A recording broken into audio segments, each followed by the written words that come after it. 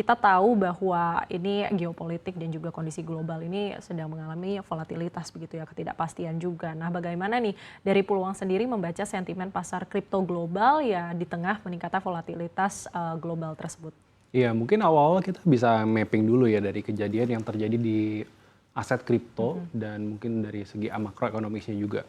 Jadi memang tadi sempat disebutin juga bahwa Fear and Greed Index di dalam fase yang fear, bahkan dalam fase yang extreme fear, which is itu relevan sekali karena penurunan Bitcoin itu sendiri sampai ke kemarin sempat menyentuh 80 ribuan sekian, 80 ribu kecil, dan memang penurunannya merupakan penurunan yang ekstrim dan tanpa ada jeda nafas yang begitu signifikan ya. Biasanya kan kalau turun besar, setelah itu disambut dengan rebound, setelah itu ada koreksi, ada kelanjutan penurunannya lagi. Tapi memang penurunannya memang masif sekali.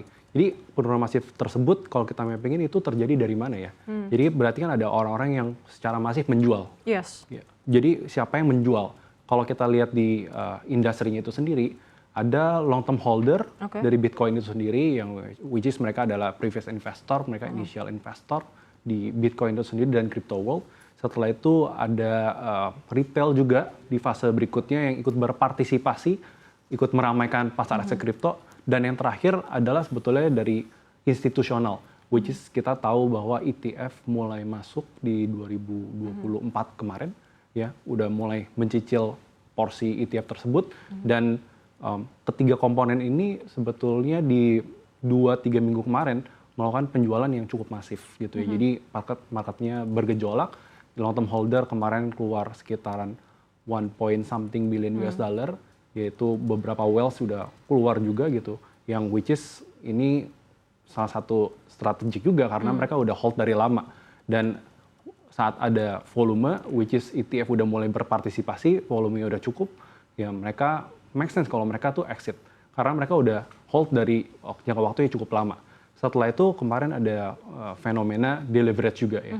Jadi pasarnya terlikuidasi luar biasa, banyak retail-retail yang kena likuidasi karena harganya tiba-tiba merosot begitu jauh ya gitu ya untuk Bitcoin, Ethereum dan Solana dan bahkan layer-layer di bawahnya gitu ya. Jadi banyak retail tuh kena juga gitu. Jadi volumenya atau buying power-nya dari mana lagi? Terakhir yang mungkin masih ada posisi yang cukup baik adalah dari ETF. Tapi terakhir ETF itu sendiri, institusi, mereka melihat makroekonomiknya, terakhir mereka menunggu data yang dirilis di hari Kamis, which is data labor market.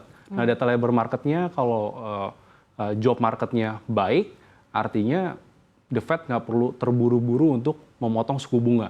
Karena hal itulah yang menyebabkan, ya menurut saya sih, bukan mereka balik arah, tapi mereka rebalancing untuk institusi itu sendiri ya. Jadi buat saya untuk pasar kripto saat kondisi market yang lagi koreksi, tadi sempat disebutin juga, apakah ini udah masuk fase bear market ataukah masih belum, ya sekarang memang penurunannya luar biasa. Tapi kalau kita lihat tren jangka panjangnya selama 80.000 masih terjaga, supposed to be masih dalam tren yang cukup healthy. Oke, jadi tren panjangnya ini masih terjaga begitu ya, Mas ya. Tapi memang sekarang ini terlihat sekali pasar kripto ada dalam extreme fear gitu ya, ada banyak sekali terlihat ada penjualan yang sangat masif.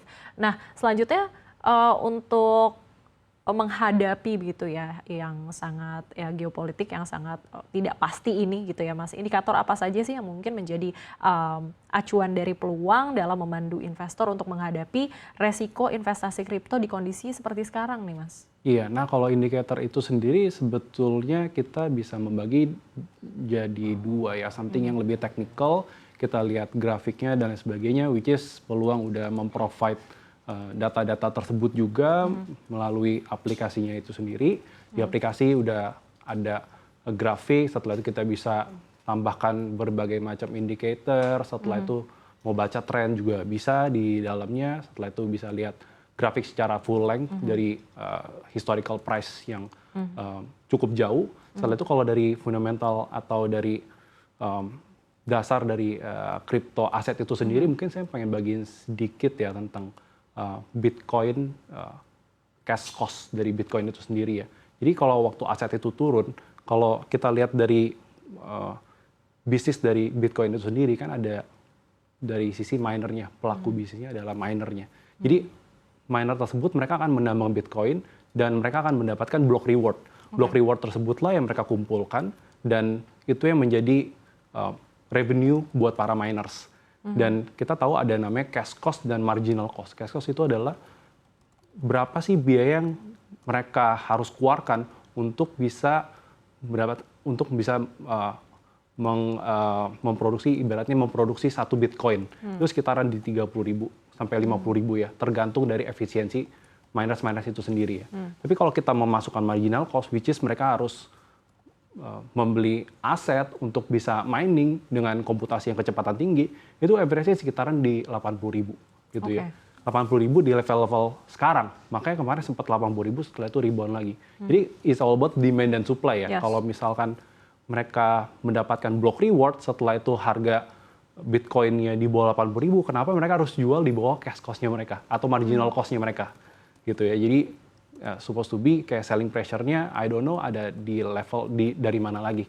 Kalau kemarin memang long term holder, retail juga kena deleverage, and then institusi juga kemarin mengurangi posisinya, melakukan rebalancing, dan yang terakhir adalah miners.